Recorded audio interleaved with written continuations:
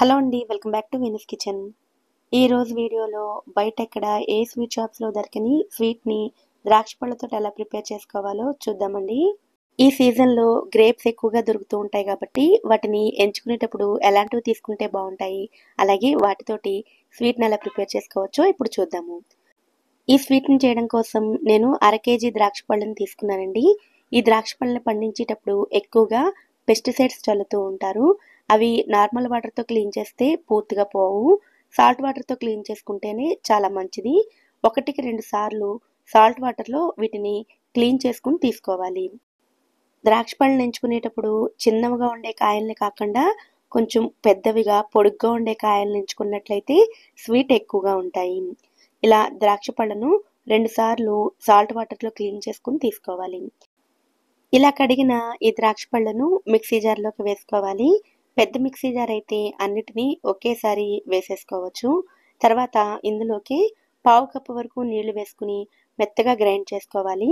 ఇలా గ్రైండ్ చేసుకున్న ఈ జ్యూస్‌ని ఫిల్టర్ చేసి తీసుకోవాలి.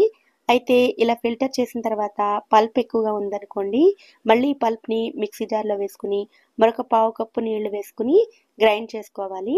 నేను మొదటిసారి ఫిల్టర్ చేసుకున్న తర్వాత వచ్చిన పల్ప్‌ని రెండోసారి కూడా గ్రైండ్ చేసుకున్న తర్వాత మీకిక్కడ చూపిస్తున్నానండి. రెండోసారి ఫిల్టర్ చేసుకున్న తర్వాత ఈ పల్ప్‌ని పక్కకి తీసేసుకోవచ్చు. ఇప్పుడు ఈ జ్యూస్‌ని మెజర్ చేసి తీసుకోవాలి. ద్రాక్ష పళ్ళని ఎన్ని తీసుకున్నాం అనే దానికంటే కూడా ఇలా జ్యూస్‌ని కొలిచి తీసుకుంటే మిగిలిన అన్ని ఇంగ్రీడియెంట్స్‌ని కూడా పర్ఫెక్ట్‌గా తీసుకోవచ్చు. అర కేజీ ద్రాక్ష పళ్ళకి అర కప్పు నీళ్లు వేసుకుని గ్రైండ్ చేసుకుంటే నాకైతే 3 కప్పుల కంటే కొంచెం తక్కువగా జ్యూస్ వచ్చిందండి. ఇప్పుడు ఇందులోకి ముప్పావు కప్పు వరకు కార్న్ ఫ్లోర్‌ని వేసుకోవాలి. 1 కప్పు జ్యూస్‌కి పావు కప్పు చొప్పున కార్న్ ఫ్లోర్ పడుతుందండి. 3 కప్పులకి ముప్పావు కప్పు వేసుకుంటే సరిపోతుంది.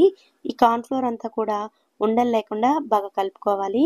ఇప్పుడు ఒక గ్లాస్ బౌల్‌ని గానీ లేదా స్టీల్ బౌల్‌ని గానీ తీసుకుని అందులో కొద్దిగా నెయ్యి వేసుకొని మొత్తం అప్లై చేసుకోవాలి. తర్వాత ఇందులోకి డ్రై ఫ్రూట్స్‌ని వేసుకోవాలి. నేనైతే ఇక్కడ పుచ్చగింజలను వేస్తున్నానండి. ఏ డ్రై ఫ్రూట్స్‌నైనా సరే వేసుకోవచ్చు. ఇలా గ్లాస్ బౌల్‌ని రెడీ చేసుకున్న తర్వాత ఇప్పుడు స్టవ్ మీద ప్యాన్ పెట్టుకుని అందులోకి 1.5 కప్పుల పంచదారని వేసుకోవాలి. 1 కప్పు జ్యూస్‌కి అర కప్పు చొప్పున పంచదార వేసుకోవాలి. స్వీట్ బాగా ఎక్కువగా తినేవారు మరొక పావు కప్పు వేసుకున్నా కూడా పర్వాలేదు. ఈ పంచదారని కరిగించడం కోసం అర కప్పు వరకు నీళ్లు వేసుకుని పంచదార మొత్తాన్ని కరిగించుకోవాలి. పంచదార పూర్తిగా కరిగిపోయిన తర్వాత ఈ పాకాన్ని 2-3 నిమిషాల పాటు మరిగించుకోవాలి. పాకం అలా కొద్దిసేపు మరిగిన తర్వాత ముందుగా రెడీ చేసుకున్న కార్న్ ఫ్లోర్ జ్యూస్‌ని ఒకసారి బాగా కలుపుకొని వేసుకోవాలి. కలపకుండా వేసినట్లయితే కార్న్ ఫ్లోర్ మొత్తం అడుగున ఉండిపోతుందండి. జ్యూస్ మొత్తాన్ని ఒకసారి కలుపుకున్న తర్వాతే వేసుకోవాలి. జ్యూస్ వేసుకున్న తర్వాత మంటను హై ఫ్లేమ్‌లో పెట్టుకుని కంటిన్యూస్‌గా కలుపుతూ ఉండాలి. ఇలా కలుపుతూ ఉంటే ఇలాంటి చిన్న చిన్న ముద్దల్లాంటివి ఏర్పడుతూ ఉంటాయి. విస్కర్ తోటి కంటిన్యూస్‌గా కలుపుకుంటే ఉండలనేవి లేకుండా ఇలా చిక్కగా అవుతుంది. ఇలాగే నెమ్మదిగా హల్వా కన్సిస్టెన్సీలోకి మారుతుంది. కన్సిస్టెన్సీ పల్చగా లేకుండా ఇలా దగ్గరగా అయిన తర్వాత మంటను మీడియం ఫ్లేమ్‌లో పెట్టుకుని కుక్ చేసుకోవచ్చు. ఇప్పుడు ఇందులోకి ఫుడ్ కలర్‌ని వేసుకోవాలి. ఈ స్టేజ్‌లో వేసుకుంటే బాగా కలుస్తుంది. ఫుడ్ కలర్ పూర్తిగా ఆప్షనల్ అండి. వద్దనుకుంటే స్కిప్ చేసేయవచ్చు.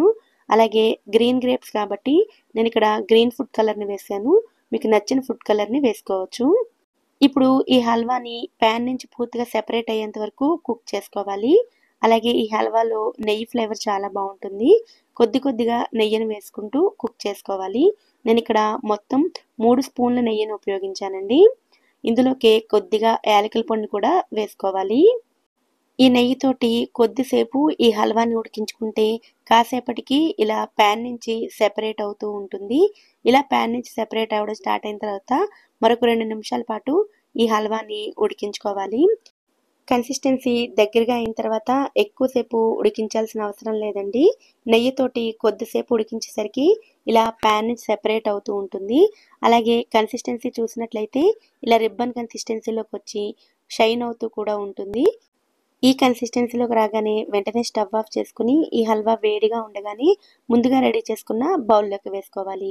తర్వాత పైభాగంలో ఈవెన్‌గా స్ప్రెడ్ చేసుకుని ఈ స్వీట్‌ని ఒక 2 గంటల పాటు పూర్తిగా రూమ్ టెంపరేచర్‌లోనే చల్లారనివ్వాలి.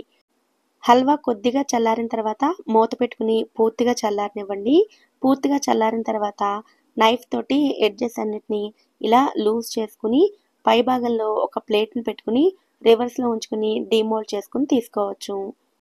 గ్లాస్ బౌల్ అయినా స్టీల్ బౌల్ అయినా సరే నెయ్యి అప్లై చేసుకుంటే ఇలా ఈజీగా డీమోల్డ్ అయిపోతుంది. ఇలా రెడీ చేసుకున్న ఈ హల్వాని పీసెస్ కింద కట్ చేసుకోవాలి. ఇలా కొంచెం చిన్న చిన్న పీసెస్ కింద కట్ చేసుకుని ఉంచుకోవాలి. ఇలా రెడీ చేసుకున్న ఈ స్వీటు వారం రోజుల వరకు కూడా ఫ్రెష్గా ఉంటుందండి. పిల్లలైతే చాలా ఇష్టంగా తింటారు. మీరు ఇక్కడ చూడొచ్చు, స్వీట్ చాలా సాఫ్ట్గా ఉంటుంది. స్వీట్ని తినేటప్పుడైతే ద్రాక్ష పళ్ళ ఫ్లేవర్ చాలా బాగా స్పష్టంగా తెలుస్తుంది. టేస్ట్ కూడా చాలా చాలా బాగుంటుంది. మరి ఎంతో సింపుల్గా చేసుకునే ఈ స్వీట్ని మీరు కూడా తప్పకుండా ట్రై చేయండి. ఈ వీడియో కనుక మీకు నచ్చినట్లయితే వీడియోని లైక్ చేసి ఛానల్ని కూడా సబ్స్క్రైబ్ చేసుకోండి. నోటిఫికేషన్స్ మిస్ అవ్వకుండా ఉండడం కోసం పక్కనే ఉండే బెల్ ఐకాన్ని కూడా యాక్టివేట్ చేసుకోండి.